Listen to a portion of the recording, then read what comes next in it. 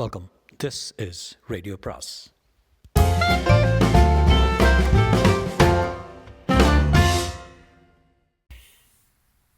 அனைவருக்கும் அன்பு வணக்கம்.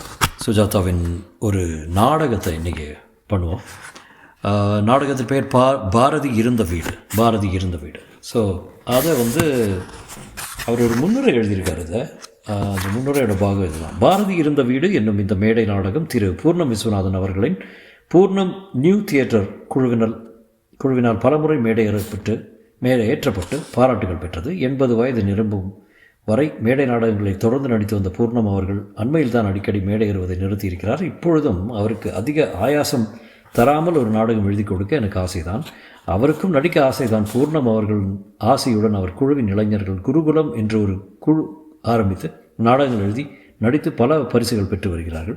இந்த நூல் என் மற்ற எல்லா நாடக நூல்களைப் போல திரு பூர்ணம் விஸ்வநாதன் அவர்களுக்கு சமர்ப்பணம். அவர் 100 காண ஸ்ரீரங்கநாதனை பிரார்த்திக்கிறேன் அப்படின்னு எழுதியிருக்காரு. பாரதி இருந்த வீடு முதல் அங்கம். காட்சி 1. மேடையின் இடதுபுறம் ஒரு நடுத்தர குடும்பத்தின் ஃப்ளாட், வலது பக்கம் ஒரு நவீன ஃப்ளாட், நடுவே பின்மத்தியில் ஒரு பார்க் பெஞ்சும் தேவைப்படும். தாத்தா சுப்பிரமணிய ஐயர் இடது பக்கம் உட்கார்ந்து கொண்டு கீதையின் 18ஆம் அத்தியாயம் வாசித்துக் கொண்டிருக்கிறார். சற்று நேரம் அவர் பேரன் ஸ்ரீராம் 18 வயது வருகிறான். தாத்தா, கொஞ்ச நேரம் டிவி போடலாமா? போடாதேன்னு சொன்னாலும் போட போகிற. ஸ்ரீராம், ஒரே ஒரு ரிக்வெஸ்ட்டு, இந்த தமிழாக்க தொடர் மட்டும் வேண்டாம். எழுவாய் பயனிலை செயற்படு பொருள் எல்லாம் மாற்றி போட்டு உயிரை வாங்குறாங்க உயிரை. அதெல்லாம் ராத்திரி தான் தாத்தா வரும். டிவி பெட்டியை போட சவுண்டு இறைச்சலாக இருக்கிறது. அனுப்பிச்சிட்றேன் தாத்தா, அனுப்பிச்சிட்றேன். அப்பா கிட்ட சொல்லாதீங்க தாத்தா. அவன் ஒரு கையில் பாப்கார்ன், ஒரு கையில் கோலா பனியனுடன் தாத்தா அவன் பார்ப்பதை அவளுடன் கண்கொட்டாமல் பார்க்கிறார். ஸ்ரீராம் டிவியில் கவனமாக, சிக்ஸர், கொஞ்சம் சவுண்டை கம்மியாக வைப்பா. ஃபோன் அடிக்கிறது. தாத்தா அதை எடுத்து, ஆமாம் 49936722 தான். ஆனால் நீங்கள் சொல்கிறது ராங் நம்பரு. ஸ்ரீராம், கொஞ்சம் குறைச்சி வை. ஆமாம் சார், ஆனால் இது வெங்கடேஸ்வரா ஒயின் ஷாப் இல்லை.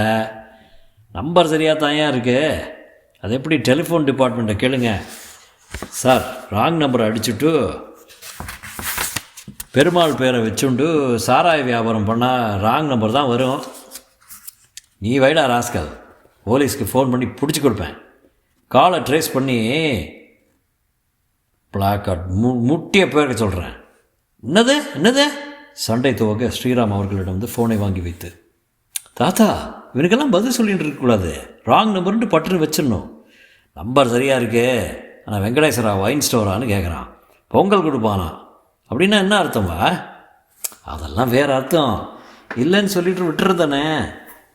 ராங் நம்பர் வர்றதுக்கு பேஜிங் சிஸ்டம், செல்லுலார் ஃபோன் ஒழுங்காக ஒரு ஆர்டினரி ஃபோன் ஒர்க் பண்ணல. அதுக்குள்ளே டெண்டுல்கர் அவுட் தாத்தா. பட்டென்று டிவியை அணைத்து விடுகிறான். தாத்தா அவர் கோபம் அவன் மேல் பாய, இரு ஸ்ரீராம், சாப்பிட்டியா? பாப்கார்ன்லேயே ஜீவனம் பண்ணலாம்னு உத்தேசமா? மார்பப்பார் பின்னின்னு இருக்கு. எப்போ பார்த்தாலும் கிரிக்கெட்டு, கோக்கு, என்னடா இதெல்லாம்? ஒரு நாளைக்கு எவ்வளோ சிகரெட் பிடிக்கிற? உதடெல்லாம் கருத்து கிடக்கு. கிருத்திகா வருகிறாள். அம்மா, எனக்கு 700 ரூபா வேணும். ஸ்னீக்கர் வாங்கணும். என்கிட்ட இல்லை, அப்பா கிட்ட வாங்கிக்க. எனக்கு ஸ்னீக்கர் வாங்கணும்னு சொல்லிகிட்டே இருக்கேன்ல. சொல்லிக்கிட்டேன். நான் பாஷடா அதெல்லாம், இப்படி கற்றுண்டதெல்லாம். சொல்லிட்டேன்னு சொன்னால் பாப்பான்னு காலேஜில் திட்டுறான் சாத்தா. அவனை எப்போ பார்த்தாலும் சபிக்கிறீங்க காலங்காத்தால. சபிக்கிறேண்ணா, நல்லதுக்கு சொல்கிறேன். இந்த மாதிரி குளிக்காமல் பனியனை போட்டுண்டு தலைமையில காடாக வளர்த்துண்டு வருஷத்துக்கு ஒரு தடவை கிராப்பு கடைக்கு போவியா?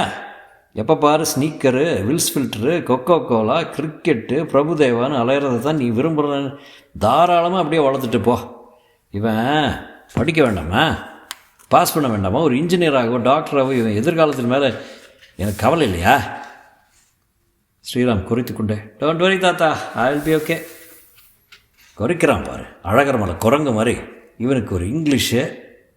அம்மா, திஸ் இஸ் த லிமிட். புறப்படுகிறான். இல்லடா, டிஃபன் சாப்பிட்டுட்டு போ. என்ன டிஃபனு? உப்புமா? எவன் சாப்பிடுவான்? நான் நூடுல்ஸ் தான் தின்பேன் தெரியுமில்ல. இரே தாத்தாவிடம், இப்போ இவன் இன்ஜினியரிங் காலேஜ் படிக்க என்ன உபகாரம் உங்களால் செய்ய முடியும்? உபகாரமா?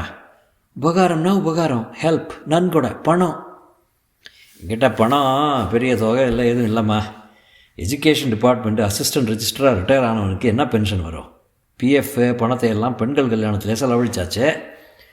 மூக்கோட்டை மாதிரி திருவண்ணிக்கேணியில் வீடு, அதை வச்சு ஏகப்பட்ட கடன் வாங்கி இரண்ய ஆப்ரேஷன் பண்ணிட்டாச்சு.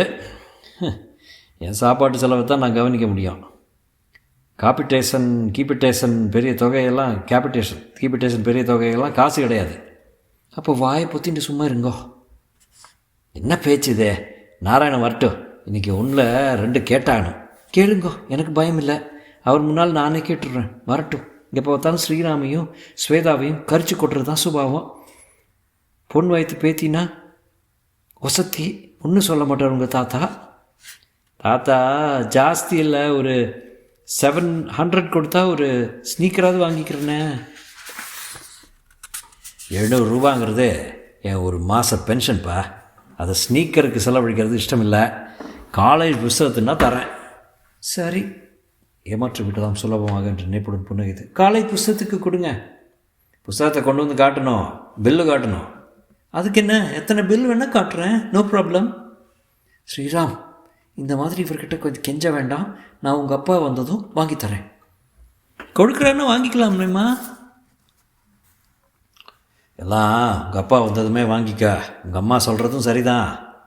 உங்கள் அப்பாவே ஏமாத்திக்க. தாத்தா, உங்களை புரிஞ்சிக்கவே முடியல. தலையாட்டி கொண்டு செல்ல. எப்படி நீங்கள் அவன் ஏமாத்துவான்னு சொல்கிறீங்க? சண்டை காயத்தமாக. சரி, ஏமாற்ற மாட்டான். கிருத்திகா, காஃபி கொடுக்குறத மறந்துட்டியே. காஃபி பொடி இல்லை. சரி, நான் போய் வாங்கிட்டு வந்துடுறேன். பாலும் இல்லை, அதையும் வாங்கிட்டு வந்துடுறேன். அதுக்கு ஹோட்டல்லே போய் காஃபி சாப்பிட்டுக்கலாமே. ஹோட்டலில் போய் சாப்பிட்டா எனக்கு மட்டும்தான் காஃபி, பொடி வாங்கினா எல்லாருக்கும். அதான் வித்தியாசம். ஆண்டவா, ஒரு சிறு திமிழரில் காஃபி கொண்டு வந்து நச்சுன்னு வச்சுட்டு போகிறேன். தாத்தா அவள் போனதும், என்ன குழப்பது இப்படி தினம் பேச்சு கேட்குறதுக்கு. சட்டை ஆணியிலிருந்து எடுத்து போட்டுக்கொள்ளும்போது அதன் பையை ஆராய்கிறான். கிருத்திகா, பையில் 100 ரூபா நோட்டு வச்சுருந்தேன், எனக்கு குறையுத. கிருத்திகா உள்ளே இருந்து, நான் தான் காஃபி பொடி வாங்க எடுத்துட்டேன். காஃபி பொடி இல்லை, நீ இனிமேல் தான் வாங்கணும். இந்த வீட்டில் ஒழிச்சு வைக்க இடம் இல்லை, ஒளிஞ்சிக்க இடமும் இல்லை. ஸ்வெட்டர் போட்டுக்கொண்டு வெளியே புறப்பட ஆயத்தம். தொடரும்.